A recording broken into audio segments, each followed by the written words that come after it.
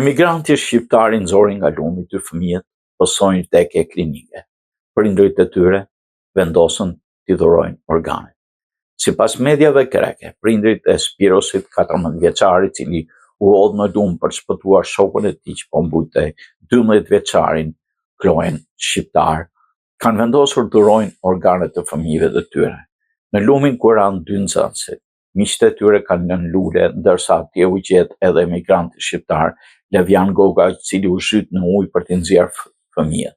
Do t'ju kujtojmë përgjithmonë ikët si herojnë, shkruhet në shënimin e lënë nga miqtë e 2 të miturve në vendin e tragjedisë. 14 vjeçar dhe shoku i tij 12 vjeçar qëndruan në ujë për 20 minuta derisa emigranti shqiptar arriti t'i nxjerrë nga uji, ndërsa u deshën dhe 30 minuta të tjera që dërgoheshin në spitalin e Artës, ku mjekët zhvilluan një betejë për t'i rikthyer në jetë.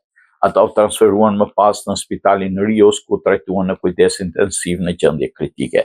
Për afërsisht 2 ditë pasi ranë në lumë, pavarësisht përpjekjeve të mjekëve, fëmijët pësuan një vdekje të trurit. Për këtë arsye dhe prindërit e tyre kanë vendosur që zemrat e tyre të jetojnë në trupa të tjerë fëmijësh.